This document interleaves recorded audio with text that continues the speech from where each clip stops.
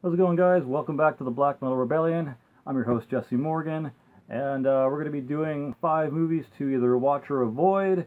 Got some interesting stuff here, and definitely some good things to check out, and definitely some stuff to avoid. Okay. Now, this has been going around in the horror kind of community, but first one I'm going to be showing you is definitely something weird and new. Definitely should check it out if you can handle subtitled films. Well, this is Raw, or Raw Grave, I guess. I'm pretty sure it's just Raw, and maybe Grave is a different language for the same word. Maybe, I don't know. But yeah, it's basically about this 16-year-old girl who's basically vegetarian at the beginning of the movie for the most part. But then she starts a veterinary schooling, and basically she has this incident with her sister, where she ends up getting a finger cut off, and for some reason decides to drink the blood of the finger and maybe like chew on it a bit. Like I said, it's a little messed up.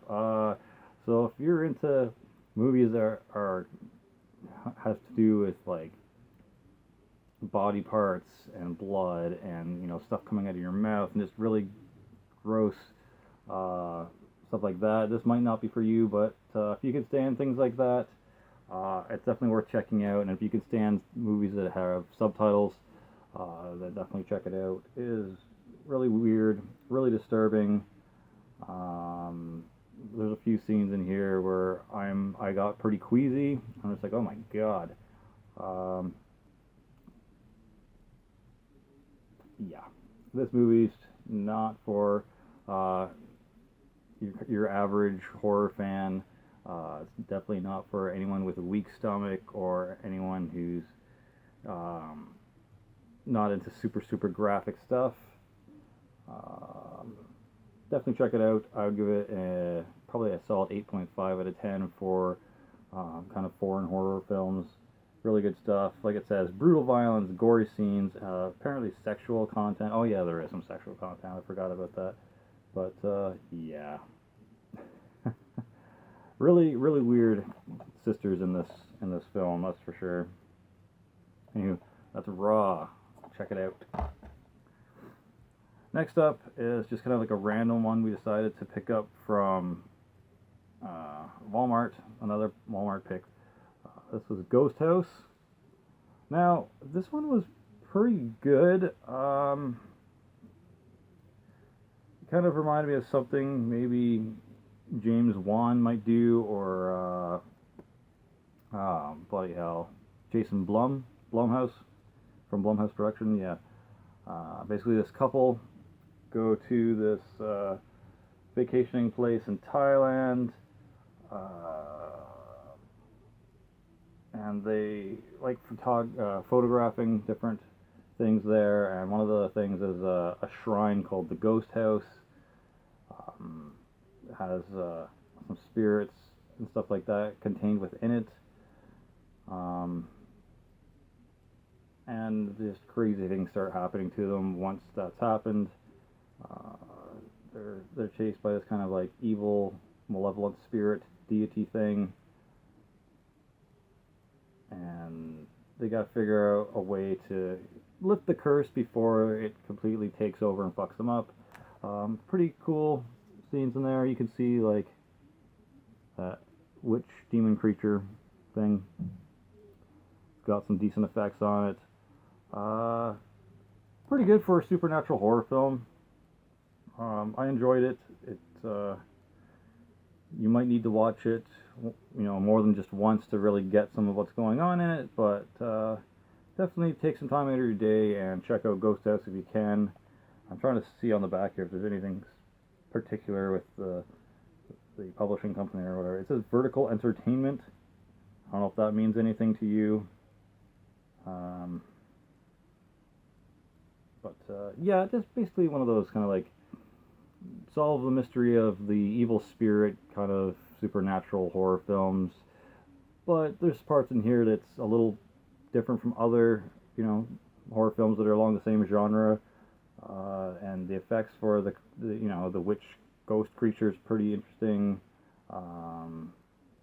Yeah, lots of jump scares. Your normal jump scare kind of thing. So yeah, Ghost House. I think it was only like $12 too at Walmart, so it wasn't too bad. I'm gonna give it probably a 7 out of 10. Pretty decent. All right, next one is one that hopefully you've all seen by now because it's really, really, really good. Cult of Chucky. Basically, Chucky in a nut house. The survivor of the last film basically gets committed to a psych ward and treated for her crimes because no one believes that the doll did it. They think it's her. Brad Dourif's daughter. They think it's her that did it, so she has to figure out a way to convince everyone that he's real. He comes back after her at the asylum, and there's a couple of different good guy dolls that appear in this, so it's kind of like which one's the real Chucky, which one's not. Jennifer Tilly makes an appearance in this, which is pretty cool. The way they animate Chucky, and this is pretty good. There's some interesting kills in this. There's some interesting twists at the end, and then there's kind of like a credits scene or post-credits scene. That's pretty sweet too. Andy's in this too, all grown up. He tries to come to the asylum and take out Chucky. And there's, if you get the Blu-ray, there's some interesting features on the back too. I don't know if you can see that or not, but yeah, it's got a lot of different features you can watch if you want to see it. But yeah, this is a really good, Child's Play or Chucky film. I think it's better than the Seed of Chucky, and it's maybe a little better than the previous film, but it's nowhere near as good as the classics. But it's better than the last couple that have come out. So definitely check it out if you haven't. I'm gonna give this one another 8 out of 10. Really, really good.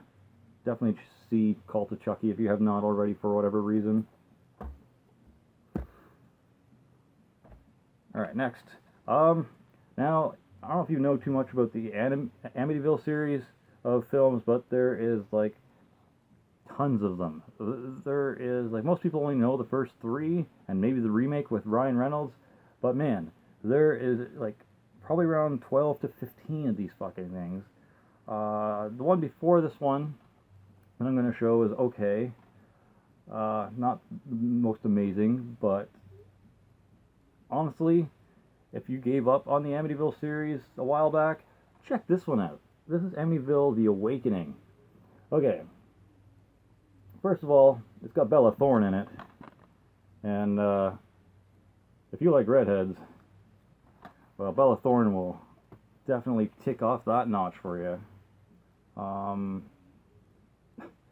then it also has the I don't know his name, but the kid that plays Jerome in the Gotham series, the kid that's kind of like the Joker right now, he plays this kind of really creepy, in a coma character that the house slowly starts possessing. I'm not going to give away too much, but let's just say he doesn't stay immobile for too long, and the way they show his kind of curled up, withered body because of lack of his lack of muscle movement over the years because of being in a coma and breaking his spine or something like that, is pretty good and gross. And just the way his face is all sunken in and all the creepy bulging eyeball looks around that he gives people while he's trying to figure out stuff is freaking creepy. Yeah, the creep factor in this movie is through the roof. 11 out of 10 creepy. It's not a super slow moving film either for what you would believe or what you would expect, sorry, from an Amityville film. It's pretty decent pace. It's fairly modern. It's very meta too. Like the characters in this know about the original film, with the DeFeos, and they actually like try to watch it at 3 a.m. in the house, and it's pretty messed up why they want to do it, but yeah. So basically, the mother and the daughter and the disabled son move into this house. At first, you think to get away from an old life or whatever, because Bella Thorne has been like basically a delinquent and accused of being a slut and stuff like that at her old school. So they move, and you find out basically that her brother gets the injury from him defending her against like some guy that's showing off some nudes. So he goes over there to kick the guy's ass, and then takes a fall off of a 4 or 5 story building, and that's why he's crippled and kind of in the condition he's in. And yeah, it slowly turns into the creepiest thing ever, as the house slowly starts messing with everyone, messes with the mother, and then starts slowly trying to possess the crippled brother. And wow. Anyways, 9.5 out of 10 for the Amityville. Kind of the awakening. Like, it definitely is a revigoration of the series. Definitely gives it something slightly new to check out. And like I said, the guy that plays Jerome, super duper fucking creepy. Thomas Mann, I think maybe his name, or is it Jason Lee? I don't know. Whatever his name is, dude's fucking creepy in this, and there's some scenes that you're gonna be like, oh my god. So yeah, if you haven't watched any Amityville film in a while, go watch The Awakening. It's creepy as fuck, and it's done by Blumhouse, so there's that. Dimension Films and Blumhouse, like Split, Get Out, The Purge, all that stuff from the producers of all them. Definitely worth it. Go pick up a copy of this, because you're gonna love it, guaranteed. So yeah, 9.5 out of 10. Great reinvigorament of the series. I hope the next one is just as good and just as creepy. Alright, and the last one is, holy shit, it's a stinker. What a way to go out, but this is a stinker. This was given to us from the mother-in-law, the wife's mom. They watched it, didn't like it, tried to say it was good, and there's some actual scary parts in here. No, there's really not. This has nothing to do with the decent Krampus film that came out last year or the year before that. This is just some horrible, terribly acted, weird, overdubbed audio at certain points. Not even a B movie. It's like a C or a D movie. The budget on this must have been garbage. The actors, I don't know, man. Like, when you're afraid of some evil creature coming towards you, and they are reacting like, oh no, please don't hurt me. Like, literally that bad of acting. You're like, ooh, this is cringeworthy. Anyways, this is Mother Krampus, awful. But yeah, like I said, it's just not really worth watching. Don't pick this up. Do not buy this film. Don't waste your time watching it. The acting is garbage. The plot's pretty... Well, actually, the plot's okay, but the acting is garbage. And the just... Oh. It says, based on the myth of Frau Perchta, a witch that comes on the 12 days of Christmas, taking children each night. Like, the premise sounds like it would be good.